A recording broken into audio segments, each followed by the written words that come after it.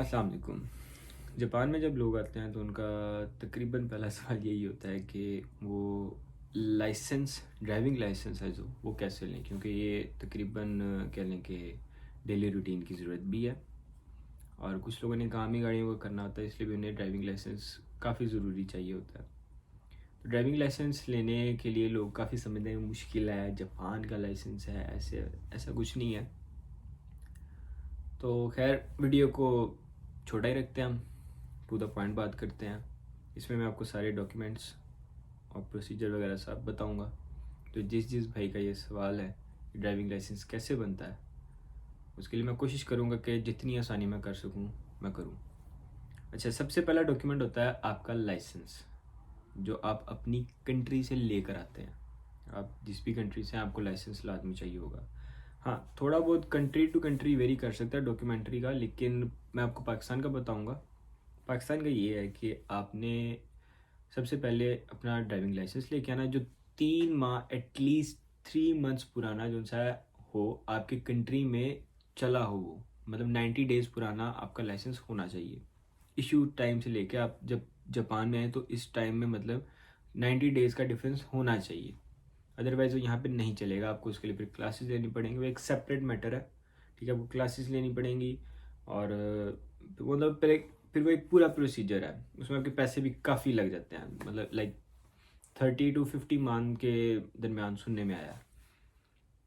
Licence के बाद आपका एनओसी आती है। एनओसी का आपका ये प्रोसीजर होता है। और एनओसी होती क्या है? एनओसी बेसिकली आपकी वेरिफिकेशन होती है कि ये लाइसेंस जो सा है इस बंदे का है, वैलिड है। मतलब उन्हें एक वेरिफिकेशन देनी होती है आपके लाइसेंस की। तो एनओसी आप लेते कैसे हैं? एनओसी मिलती है आपको आपके कंट्री की एम्बेसी से। यहाँ पे जेपी चलता है, जापानीज पोस्ट बैंक है। जिस तरह आपने क्या करना है, उनके पास जाना है, आपने 1000 येन लेकर जाना है। उन्हें कहना है कि आप हमें बॉक्स दें एक, उसके अंदर आपने एक लेटर लिख के रखना है कि मुझे एनओसी चाहिए इस लाइसेंस की, और साथ आपने एक लाइसेंस रखना है। एनओसी भेजते हुए आपने 3 चीज़ों का ख्याल रखना है। लाइसेंस उसमें डालना है, उसमें 1000 येन डालना है, लेटर डालना है। आप चाहे एक पेपर पे लिख के रख दें कि मुझे इस लाइसेंस की एनओसी चाहिए। ठीक है, आपने सिंपल उस पेज पे लिखना होता है, चाहे आप उसमें इंग्लिश में लिख दें, या आप टोक्यो पाकिस्तान एम्बेसी की वेबसाइट पे जाएं, तो वहाँ पे वो एक फॉर्म सा होता है। आप वो फॉर्म लें और उस फॉर्म के ऊपर आप टिक कर दें सिंपल कि मुझे ड्राइविंग लाइसेंस की एनओसी चाहिए। उसके ऊपर उसकी फ़ीस वगैरह भी लिखी होती है। तो वो आप बेशक फॉर्म ले लें, चाहे आप उसमें वैसे लिख के रख दें। अब क्योंकि मैंने जो किया था, मैंने ये किया था कि मैंने वो फॉर्म लिया था, उस फॉर्म पे का प्रिंट निकाला था। प्रिंट निकाल के मैंने फिर उसको टिक वगैरह किया और सिंपली जो सा है उसको मैंने पोस्ट कर दिया था एम्बेसी को। तो मेरा तो एनओसी आ गया था। और मेरा एक फ्रेंड है, उसने ये किया था कि उसने सिंपली एक लेटर लिख के उसके अंदर रख दिया था, उस बॉक्स में, उस कह लें कि उस एनवेलप में, और उसने पोस्ट कर दिया था, तो उसका भी एनओसी आ गया था। इसलिए मेरा कह लें कि ये पर्सनल एक्सपीरियंस है कि दोनों चीज़ें काम करती हैं। आपकी एनओसी आ गई। एनओसी तकरीबन आपकी आ जाती है 2 हफ्तों में, तकरीबन आपकी एनओसी आ जाएगी ना। पोस्टिंग की तकरीबन फ़ीस मुझे जो पड़ी थी शायद 550-600 के करीब थी। और जब मैंने रिसीव किया था वापस, तब भी मैंने कोई 900 के करीब येन जो से पे किए थे। तो ये होगी एनओसी आपकी।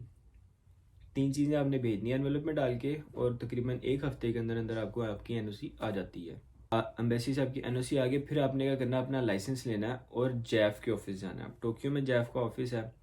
अब देखिएगा आपको कहीं पे करीब अगर आपके पड़ता है तो आप देख लें, लेकिन मैं टोक्यो में ही हूँ, तो मुझे टोक्यो का जैफ का ऑफिस ही पास पड़ता था, तो मैं उधर ही गया था। अब जैफ के ऑफिस आपने लाइसेंस लेके जाना है।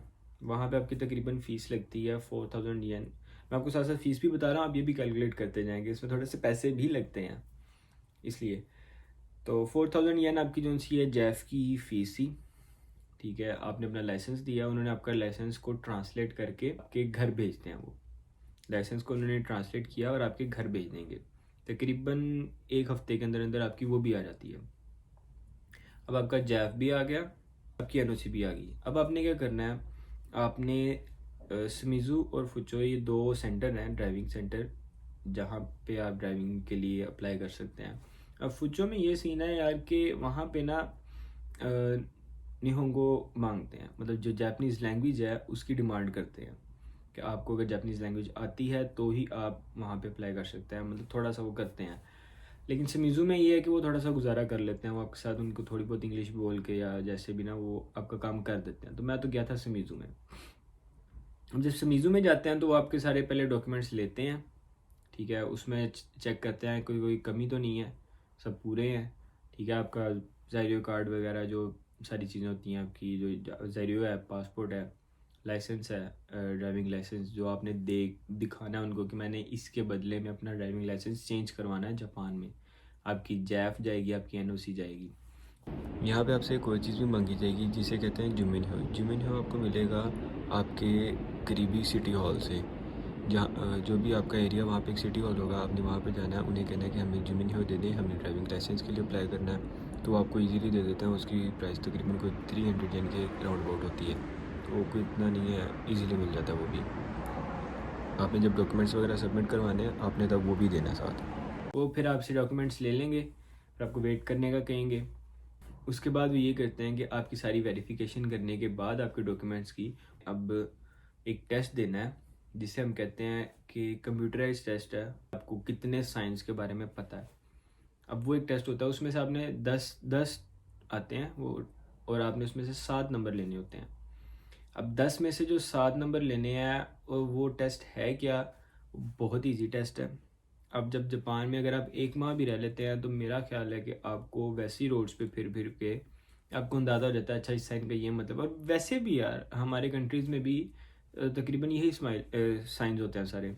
नो पार्किंग का हो गया, या यहाँ पे तुम्हारे है, वहाँ पे मतलब आपने रुकना है, वो अक्सर लाइंस होती हैं जो उनसी लगी हुई रोड्स के ऊपर कि ये रोड है। यहाँ पे हर गली के कॉर्नर पे एंड पे एक लाइन लगी होती है और वहाँ पे आपने अपनी गाड़ी रोकनी होती है। एक दफ़ा रोक के आपने इधर उधर देखना है कि कोई आ तो नहीं रहा, फिर आपने अपनी गाड़ी चलानी है। तो ये तकरीबन 2 से 3 सेकंड का टाइम होता है कि आपने इतनी देर के लिए मुकम्मल गाड़ी रोकनी है। आपका टायर ज़रा सा भी मूव ना कर रहा हो, आपने बिल्कुल स्टॉप करनी है। फिर उसके बाद आपने इधर उधर देखना है और फिर आपने एक्सीलरेटर देना है दोबारा कि अब आप गाड़ी आगे चला सकते हैं क्योंकि कोई नहीं आ रहा। यहाँ पे इन चीज़ों का काफ़ी ख्याल किया जाता है।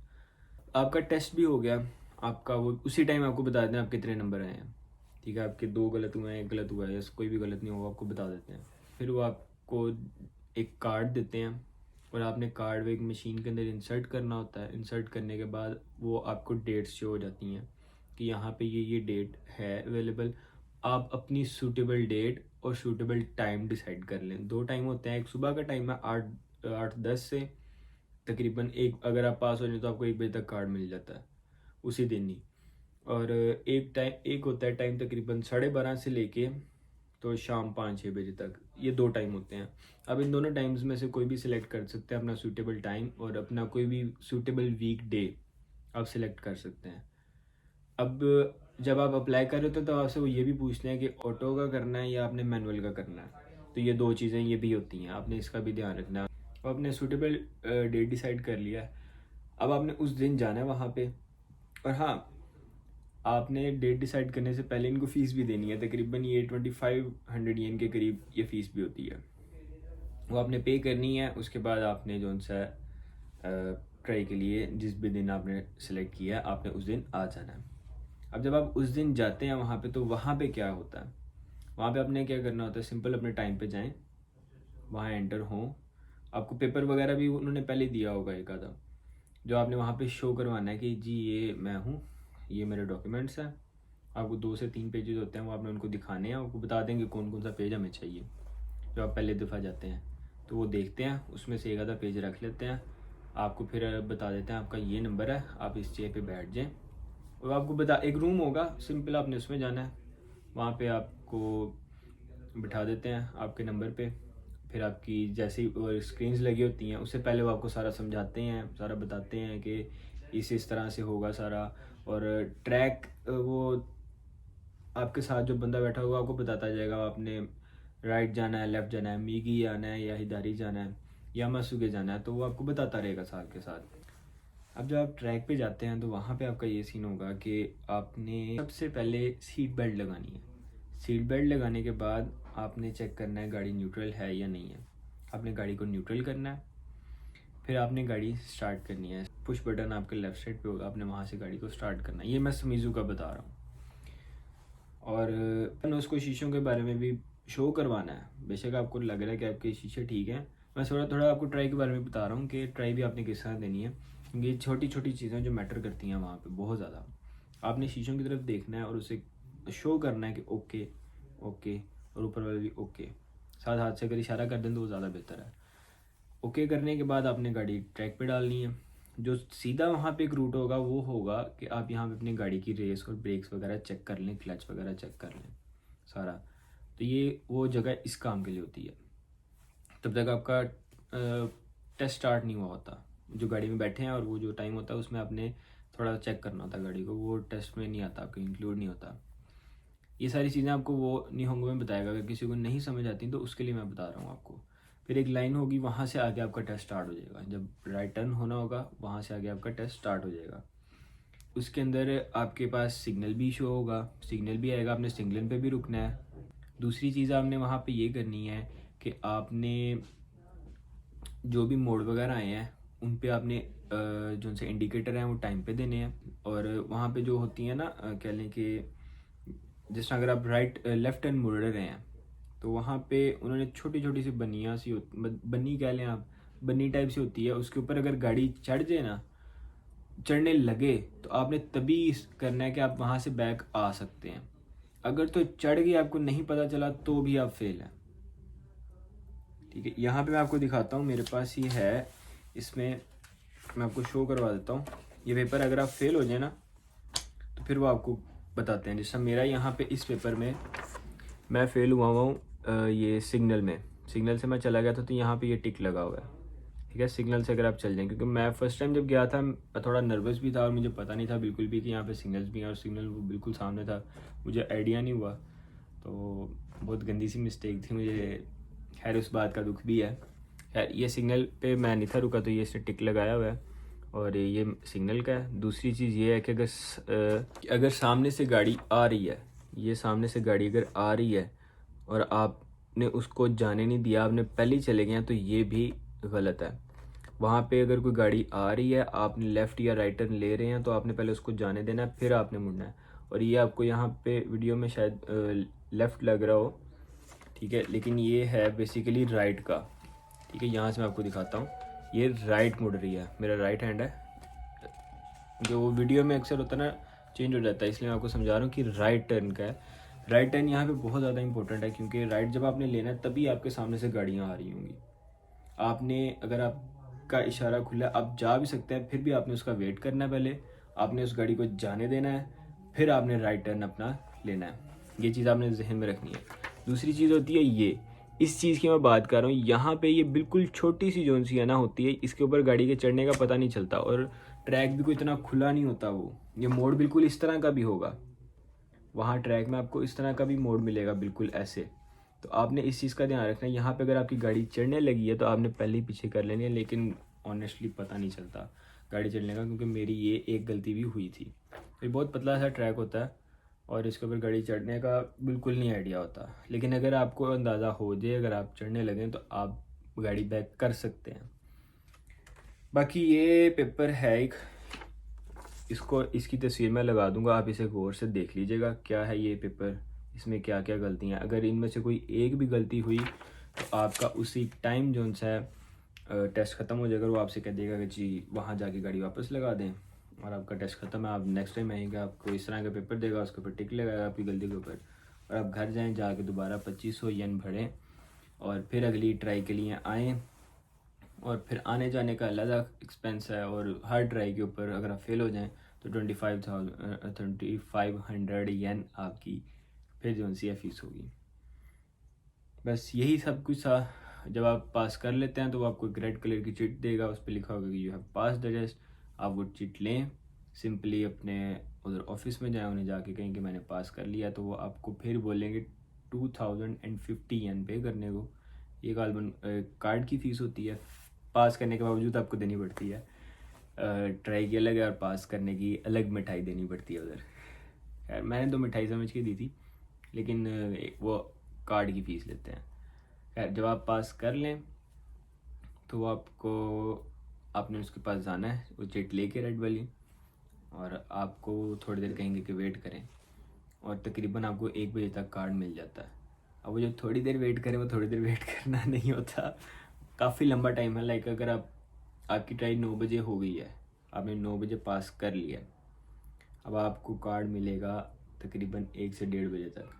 ये सारा टाइम आपको वहीं अंदर ही रहना पड़ेगा, आप कहीं जा नहीं सकते। अगर आप चाहते हैं तब भी आपको कार्ड नहीं देते मेरे ख्याल में। वो मतलब उन्होंने कंपलसरी किया हुआ है कि आपने उस वहीं अंदर ही रहना है। मुझे आइडिया नहीं है कि देते हैं या नहीं देते अगर आप वहाँ पे नहीं होते, लेकिन उनके रूल्स में है कि आपको उस मौजूद होना चाहिए वहीं पे अंदर ही। वहाँ पे खैर कैफ़े वगैरह होते हैं, आप जो उनसे जाके अपने खाने पीने की छोटी मोटी चीज़ें ले सकते हैं, लेकिन मैं प्रेफर यही करूँगा कि हम जिस तरह से मुस्लिम्स हैं, थोड़ा सा हमें इशू होता है खाने पीने वाली चीज़ों का, तो आप अपना सामान खुद लेकर जाएँ, क्योंकि आपने वहाँ पे बहुत लंबा टाइम गुजारना है और वो वेट करना कुछ भी करने को नहीं होता, तो आप थोड़ा थक जाते हैं। ये सारे का सारा प्रोसीजर था ड्राइविंग लाइसेंस का। अगर किसी के ज़हन में कोई और क्वेश्चन है तो मुझे बताएं, मैं आपको इंशाल्लाह ज़रूर गाइड कर दूँगा। अल्लाह हाफ़िज़।